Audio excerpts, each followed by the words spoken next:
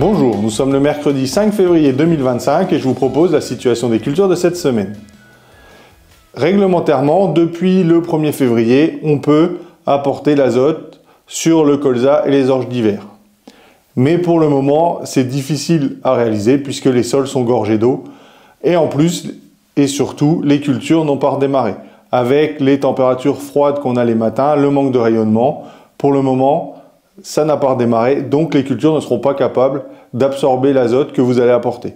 Surtout en plus dans les sols gorgés d'eau où là les racines sont complètement asphyxiées, donc il faut attendre que ça ressuie avant de pouvoir intervenir.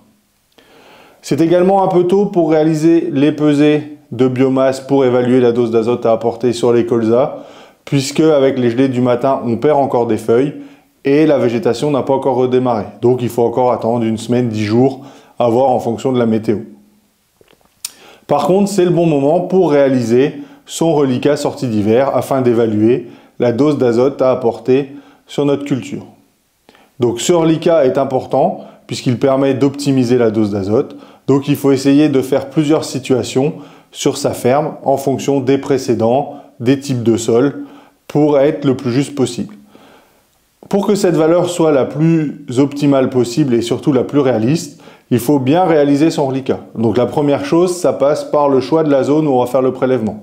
Donc il faut que ce soit une zone homogène et représentative de la parcelle.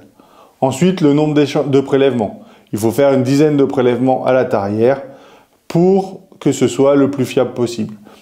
Et enfin, c'est de bien remplir la fiche et de remplir toutes les cases. Plus les données seront précises, plus le résultat sera précis et fiable. Donc c'est une étape aussi très importante.